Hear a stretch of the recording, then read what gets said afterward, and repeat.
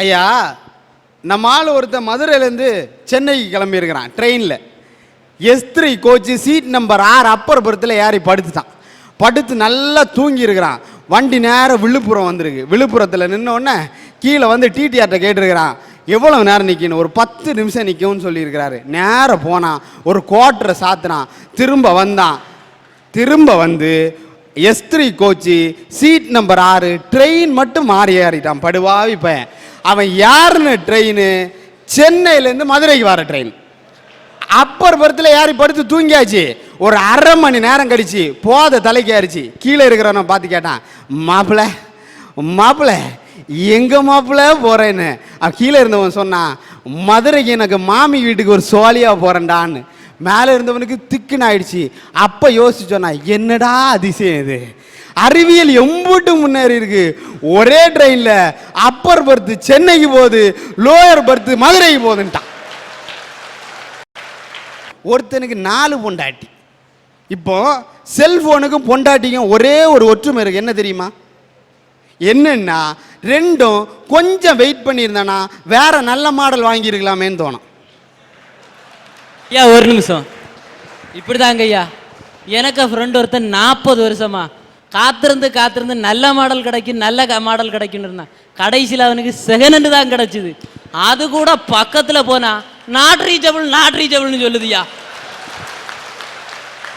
ஐயா இப்போ நிறைய பேர் இருக்கான், ஆசைக்கு அத்தை பொண்ணை கட்டி கூட இருக்க கொழுந்தியால கட்டி இப்படி கட்டி 4 பொண்டாட்டி கட்டியிருக்கான். ஒரு நாள் செத்து போறதுக்கு படுத்துட்டான். அவன் சாக போறான். அப்ப கூப்பிடுறான் 4வது பொண்டாட்டிய, ஆசை பொண்டாட்டி, என் அருமை பொண்டாட்டி, என் கூட செத்து போயிறியான்னா. அவ சொன்னா, முடியவே முடியாது ராசா, நான் உங்க கூட செத்து போக மாட்டேன்னா. 3வது பொண்டாட்டியை கூப்பிட்டா. அவளும் சொன்னா, உங்க கூட செத்து போட மாட்டேன், மிஞ்சி போனா நீ சாகிறது வரைக்கும் காத்திருப்பான், அடுத்தவன் கூட கம்பி நீட்டிடுவேன்ட்டா. ஐயா ஒரு நிமிஷம், சந்தோஷப்படுங்க ஐயா. அவன் செத்த பிறகுதானே ஓடி போறேன்னு சொன்னான். அவன் உயிரோட இருக்கும் போதே அடுத்தவனை இழுத்துட்டு ஓடுறான் ஐயா. அப்படியே அவன் படுத்திருக்கிற சமயம் பின்னாடி இருந்து ஒரு சத்தம் கேட்டு, ஏங்க நான் உங்க கூட வரேங்கன்னு. அவன் திரும்பி பார்த்தான். பொண்டாட்டி எலும்பும் தோலமா பக்கத்தில் நின்றுட்டு இருந்தாலாம். ஐயா நான் 4 பொண்டாட்டி சொன்னேன் இல்லையா, இந்த 4வது பொண்டாட்டி நம்ம உடம்புங்க ஐயா, நம்ம உடம்பு. இந்த 3வது பொண்டாட்டி சொன்னோம் பார்த்தீங்களா, அது நம்ம படிச்சு வாங்கின பட்டமும் நம்ம வகிச்சிட்டு இருக்க பதவிகளும். இந்த 2வது பொண்டாட்டி சொன்னோம் பார்த்தீங்களா, அது நம்முடைய சுற்றமும் நம்முடைய நண்பர்களும். இந்த பொண்டாட்டி சொன்னோம் பார்த்தீங்களா, அதுதான் நம்ம ஐயா, அதுதான் நம்ம. நான் என்கிற சுயம், நம்முடைய ஆன்மா. அட சண்டாளா, உன் பொண்டாட்டி ஒன்ன நீ முதல்ல சரியா வச்சுக்கிறியா? அதை முதல்ல யோசிச்சு பார்க்க. ஐயா இப்படிதான் ஒரு இடத்துல 3 பேருக்கு தூக்கு தண்டனை கொடுத்துட்டாங்க. தூக்கு தண்டனை கொடுத்தோன்னா ஜட்ஜி சொல்லி இருக்கிறார், கடைசியா 3 ஆசையை சொல்லுங்கப்பா, நிறைவேற்றிட்டு உங்களை தூக்கில போடுறேன்னா. அதுல ஒருத்தர் அமெரிக்காக்காரரு, ஒருத்தர் ரஷ்யாக்காரரு, ஒருத்தர் நம்ம இந்தியாக்காரரு. இந்த அமெரிக்காக்காரரை கூப்பிட்டு உங்களோட ஆசை என்னன்னு கேட்டிருக்காங்க. அவர் சொல்லி இருக்கிறாரு, உலகத்திலே உயர்ந்த மதுபானம் எனக்கு வேணும்னு குடிக்க கொடுத்துருக்காங்க. அடுத்த ஆசை என்னன்னு கேட்டிருக்காரு, உலகத்திலே சிறந்த சாப்பாடு எனக்கு வேணும்னு சொல்லி இருக்கிறாரு, அதுவும் கொடுத்துருக்காங்க. 3வது ஆசை என்னன்னு கேட்டிருக்காரு. அவர் சொல்லி இருக்கிறாரு, என் நாட்டோட முன்னாள் ஜனாதிபதி ஆபிரகாம் லிங்கனோட சமாதி பக்கத்தில் என்னை புதைச்சிருங்கன்றாரு. தூக்கி புதைச்சிட்டாங்க. அடுத்து ரஷ்யாக்காரரை கூப்பிட்டுருக்காங்க, உங்களுக்கு ஆசை என்னன்னு கேட்டிருக்கிறாங்க. அவர் சொல்லி இருக்கிறாரு, உலகத்தையே ஃப்ளைட்டில் ஒரு தடவை சுற்றி வரணும்னு கூட்டிகிட்டு போய் காட்டினாங்க. 2வது ஆசை என்னன்னு கேட்டார், உலகத்தில் உள்ள சயின்டிஸ்ட் எல்லாம் ஒரே இடத்துல பார்க்கணுன்னாரு, நிறைவேற்றினாங்க. 3வது ஆசை என்னன்னு கேட்டார், என்னோட புரட்சியாளன் லெனினுக்கு கல்லறை பக்கத்தில் என்னை புதைச்சிருங்கன்னாரு, புதைச்சிட்டாங்க. 3வது நம்ம ஆளை கூப்பிட்டாங்க. வந்தார் இந்தியாக்காரர், வந்து நீதிபதி முன்னாடி நின்னாரு. நீதிபதி கேட்டாரு, உன்னோட ஆசை என்னப்பான்னு. அவர் சொன்னாரு, சீசன் மாம்பழம் ஒரு கூட நிறைய வேணும்னு. அது அக்டோபர் மாசம், மே மாசம் தான் சீசன் மாம்பழம். அவர் சொன்னாரு, 6 மாசம் கிடைக்கப்பா அப்படின்னு. நீதிபதி அவர் சொன்னாரு, ஒன்னும் அவசரம் இல்லை, ஒன்னும் அவசரமே இல்லை, உங்களுக்கு எப்போ வசதியோ அப்ப வாங்கி கொடுங்க என்ன. 6 மாசம் கழிச்சாலும் சரி, 6 வருஷம் கழிச்சாலும் சரி, வேண்டியது மாம்பழம் வாங்கி கொடுத்துட்டாங்க. 2வது கூட்டிட்டு வந்தாரு. 2வது ஆசை என்னன்னு கேட்டாரு, உச்சி குளிர்ல ஊட்டிக்கு ஒரு உல்லாச பயணம் போகணும்னாரு. மே மாசம் எங்கயா உச்சி குளிர் இருக்கும், அதுக்கு இன்னும் 6 மாசம் இருக்கு, ஒன்னும் அவசரம் இல்லை, உங்களுக்கு எப்ப முடியுமோ அப்பா கூட்டிட்டு போனா போதும்னாரு. 6 மாசம் விட்டாரா, 3வது கூட்டிட்டு வந்தாங்க. உன்னோட இந்த தடவை முடிவு பண்ணிட்டாங்க, முதல்ல முடிவு பண்ணிட்டாங்க. விவரமா என்ன சொல்லிட்டாங்கன்னா, இந்த தடவை எப்படியாச்சும் இவனை தூக்கியே ஆகணும் அப்படின்னு சொல்லி கூட்டிட்டு வந்து, உன்னோட ஆசை என்னப்பான்னு சொன்னாரு. நேர நீதிபதியை பார்த்தான். ஐயா, என் கண்கண்ட தெய்வமே நீங்க தான், எங்களுக்கு என்ன வேணும்னு கேட்டாலும் சரிங்க, உங்க சமாதி பக்கத்துல என்ன புதைச்சிருங்கன்டா. இப்படி அவன் சொன்னதையுமே நீதிபதி அவர் சவமா இருப்பாரு. அப்பவே முடிஞ்சு போச்சு இல்ல ஐயா. இதுதான் தன்னை புரிதல். ஒரு வயசானவர் ட்ரெயின்ல ஏறினாராம். ட்ரெயின்ல இருக்கிற பசங்க எல்லாம் ஒரு உள்ளே விடல, படியில தொங்கிக்கிட்டே வந்திருக்கிறாரு. அவருக்கு ஒத்த காலில் இந்த செருப்பு கீழே விழுந்துருச்சியா. கீழே விழுந்த உடனே அவரு அடுத்த காலில் கிடந்த செருப்பை தூக்கி அந்த செருப்பு பக்கத்துல வீசினாராம். உள்ள இருந்தவெல்லாம் சிரிச்சிருக்காங்க, கிறுக்கு பயலா இருக்கானே, கிறுக்கு பயலா இருக்கானே, ஒத்த கால செருப்பை கூட காப்பாத்த தெரியலையா அப்படின்னு சிரிச்சிருக்கான். அந்த பெரியவர் ஒன்ன சொன்னாராம், ஐயா, இந்த ஒரு கால செருப்பு வச்சு நானும் ஒன்றும் பண்ண போறதில்ல, கீழே கிடக்கிற செருப்பு வச்சு அவன் எடுக்கிறவனும் ஒன்றும் பண்ண போறதில்ல, 2 செருப்பும் ஒரே இடத்துல கிடந்தா ஒருத்தனுக்காவது பயன்படலன்னு சொன்னாரு. அவர் தான் ஏன் அறிவாளி, அவர் தான் ஏன் தன்னை புரிஞ்சுக்கிட்டவர். ஐயா, இன்னைக்கு மாமனார் சரியில்லை, மாமனார் சரியில்லை, அத்தை சரியில்லை, இப்படியே பேசிட்டு இருக்கோம். முதல்ல நம்ம உணர்ந்தானா இந்த உலகமே நம்மள சகோதர சகோதரியா ஏத்துக்கணும். ஐயா, தன்னை புரிந்தவன் தரணியை புரிந்தவன். ஐயா, இந்தியா சுதந்திரம் அடைகிறதுக்கு முன்னாடி பகத்சிங் ஒரு நாள் சின்ன சின்ன மரக்கட்டைய மண்ணில் நட்டு விளையாண்டுக்கிட்டு இருந்தாராம். அவரோட அப்பா வந்து கேட்டாரு, என்னடா பண்ணிக்கிட்டு இருக்க அப்படின்னு. உடனே பகத்சிங் சொன்னாராம், என்னுடைய நாட்டை அடிமைப்படுத்திக்கிட்டு இருக்கு ஆங்கிலேயரை விரட்ட துப்பாக்கிகளை விளைவிச்சுக்கிட்டு இருக்கேன்னாராம். பகத்சிங்கோட அப்பா சொன்னாரு, நீ ஒரு நல்ல விடுதலை போராட்ட வீரனா வருவடான்னாரு. பகத்சிங்கும் விடுதலை போராட்ட வீரனா வந்தாரு. நான் இன்னைக்கு சொல்றேன், அன்னைக்கு ஒரு பகத்சிங் இருந்தாரு, இன்னைக்கு எத்தனையோ பகத்சிங் மாதிரி இளைஞர்கள் இருக்காங்க. எத்தனை அப்பாக்கள் தட்டி கொடுக்குறீங்கன்னு கேக்குறேன். ஐயா, இன்னைக்கு வேலைக்கு போன்னு சொல்றாங்க. இன்னைக்கு அரசாங்க வேலை கிடைக்கிறதுங்கிறதும் நாய்வால நிமித்த முடியாதுங்கிறது ஒண்ணு.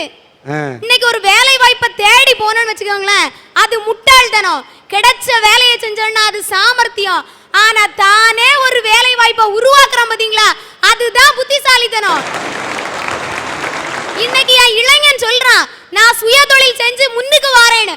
ஆனா இந்த பெரியவங்க என்ன தெரியுமா சொல்றாங்க, நீ பாட்டுக்கு சொந்தமா தொழில் செய்யாத, நஷ்டம் வந்தா உன்னால மேனேஜ் பண்ண முடியாதுன்னு. ஆடு மேய்ச்சா கூட நீ அரசாங்கத்துக்கு மேய்ங்கிறாங்க. ஐயா, இப்படி இருந்தா எந்த இளைஞன் முன்னேறுவான்? ஐயா, எங்க வீட்டு பக்கத்துலயும் ஒரு பையன் சுயதொழில் தொடங்குறேன்னு அப்பாட்ட 1 லட்சம் ரூபா வாங்கியிருக்கிறான். ஐயா, 1 லட்சம் ரூபாய் வாங்கி எல்லாம் முடிச்சிட்டு அவர் வருமானம் வரும்னு எதிர்பார்த்து இருந்திருக்காரு. 1 வருஷம் கழிச்சு வீட்டுக்கு போலீஸ் தான் வந்திருக்கு. என்னன்னு பார்த்தா சொந்தமா இறக்கி சொந்தமா வடிச்சு சொந்தமா வித்துருக்கான், சாராயம் காய்ச்சிருக்கான். ஐயா, இப்படிப்பட்ட பிள்ளைங்க இருக்கிறதுனால தான் பெத்தவங்க என்ன நினைக்கிறாங்க, சுயதொழில் செய்தா பிள்ளை கெட்டு போயிடும் நினைச்சு காசு கொடுக்க மாட்டேங்கிற. அதை தப்பா புரிஞ்சுக்க கூடாது. ஐயா, அரசாங்கம் செஞ்சா தப்பு இல்லங்கிறீங்க, ஏன் இளைஞன் செஞ்சா மட்டும் ஏன் தப்பு கண்டுபிடிக்கிறீங்க? ஐயா, இன்னைக்கு இளைஞன் ஊரை சுத்துறான்னு அத்தனை பேரும் பெரியவங்க அவ்வளவு பேரும் சொல்றாங்க. நீங்க வர்ற வழியில பாத்திருப்பீங்க காத்தாடி எனி டைம் சுத்திக்கிட்டே தான் இருக்கும். ஆனா அதனால ஒரு வருமானம் கிடைச்சிக்கிட்டே இருக்கும். அதே மாதிரி தான் எங்க இளைஞர்களும் ஊரை சுத்துற மாதிரி தெரியும். ஆனா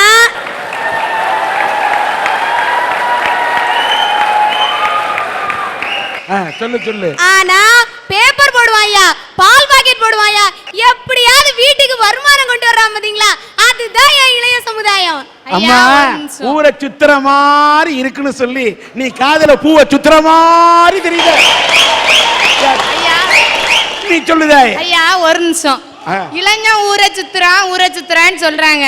இளைஞன் தனியா சுத்துனா பரவாயில்லைங்க, பொம்பளை பிள்ளைய கூட்டிட்டுலாம் சுத்திட்டு இருக்கான். இல்ல வாழ்க்கையில் இதெல்லாம் சகஜமப்பா. எது சகஜமப்பா? ஒரு ஃபிகரோட சுத்தினா சகஜமப்பா, ஃபிகரா மாத்தி சுத்தினா சகஜமப்பா. ஐயா, இந்த வயசு போனா வேறு வயசு இல்ல, அழக ரசிக்கலன்னா அவன் பேர் மனுஷன் இல்ல. மனுஷனா இருக்கிறத விட ஒரு நல்ல பெண்ணுக்கு நல்ல புருஷனா இருக்கணும் தான். ஐயா, இளைஞன் பத்திரிகை இடுறான்னு சொன்னாங்க. ஆ? இளைஞன் பத்திரிகை எல்லாம் போடுறான்னு சொன்னாங்க. ஆ. அதே இளைஞன் தான் கணேஷ் போடுறான், பான் பராக் போடுறான், டாஸ்மார்க் கடையில யார் இறங்குறான்? ஐயா அந்த கம்பெனிக்காரனுக்கு வருமானம் கிடைக்கணுங்கிறதுக்காக வாங்கி சாப்பிடுறான் பாத்தீங்களா, அதுதான் இளைஞன்.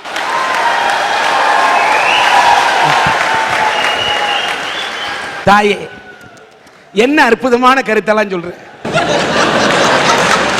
இப்படி தப்பு தப்பா புரிஞ்சுக்கிட்ட பெரியவங்க இருக்க வரைக்கும் இளைஞன் முன்னேற மாட்டான்னு நான் பேச வந்திருக்கேன். சரிம்மா, சொல்லுங்க.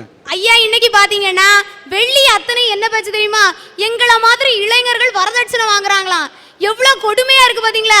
ஏன் இளைஞன் வரதட்சணை இல்லாமலே கல்யாணம் பண்ணுவாயா? இன்னைக்கு ஒரு பையனுக்கும் ஒரு பிள்ளைக்கும் கல்யாணம்னு வச்சுக்கோமே, அந்த வீட்டுல இந்த வீட்டு பெருசும் அந்த வீட்டு பெருசும் பஜ்ஜி சொச்சி எல்லாம் சாப்பிடும். அதுல ஒரு பெருசு குரல் கொடுக்கும், மாயி எண்ணெய் வந்திருக்காக, மாப்பிள்ள மொக்கச்சாமி வந்திருக்காக, மற்றும் நம் உறவினர் எல்லாம் வந்திருக்காக, பாம்மா மின்னல் அப்படின்ன உடனே பாவம் அந்த பிள்ளை தரைய பார்த்துக்கிட்டே நடந்து வரும். இங்க நம்ம மாப்பிள்ளை என்ன பண்ணுவார் தெரியுமா, ஏதோ தரையில 1/2 கிலோ தங்கம் ஒட்டி இருந்த மாதிரி சுரண்டிக்கிட்டு இருப்பாரு. இந்த இடத்துல அந்த பிள்ளை பேசிச்சா, இந்த பையன் பேசினானா? இந்த வீட்டு பெருசு கேட்கும், உங்க பொண்ணுக்கு எவ்வளவு போடுறீங்க? அந்த வீட்டு பெருசு சொல்லும், அவன் இன்ஜினியரிங் படிச்சிருக்கான், அதனால 10 லட்சம் 15 லட்சம் நாங்க வாங்குவோம்.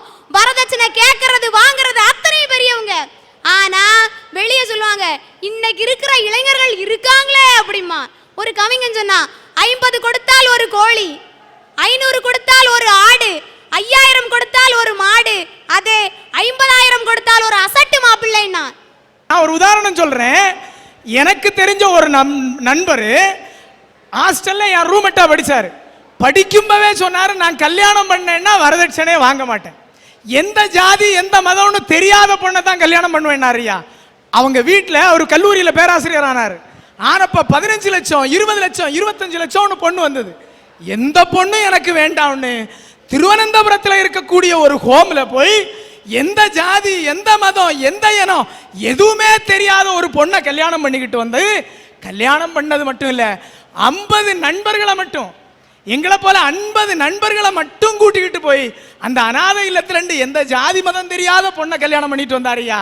வந்தது மட்டும் இல்ல, இன்னைக்கு அவரு தனக்கு உடலையே ஒரு மெடிக்கல் காலேஜுக்கு தானம் பண்ணிட்டு இருக்காருயா. அவர் வேற யாரும் இல்ல, இந்தா இருக்கிற என்னுடைய அண்ணன் கமல செல்வராஜ். வாழ்த்துக்கள். இந்தா இருக்கிறாரு ஐயா.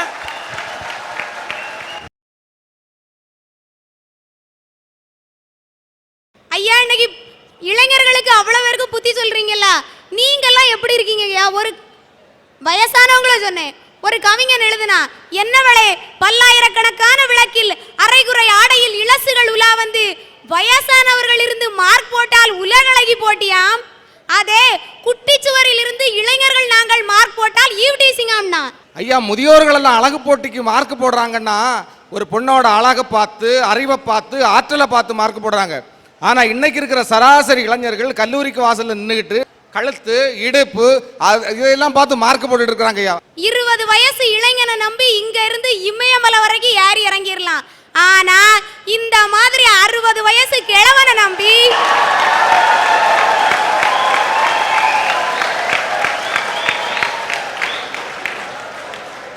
இந்த மாதிரி 60 வயசு கிழவனை நம்பி இந்த தெருல இருந்து அடுத்த தெரு கூட போக முடியாதையா. அடுத்து அப்பாட்ட போய், அப்பா செல்போன் வாங்கி தாங்க பண்ணணும், அப்பா என்ன தெரியுமா சொல்லுவாரு, நீங்க தான் எஸ்எம்எஸ்ங்கிறீங்க எம்எம்எஸ்ங்கிறீங்க சேட்டிங்கிறீங்க, நாங்க என்ன அந்த காலத்துல செல்ல வச்சா படிச்சோம் பாரு.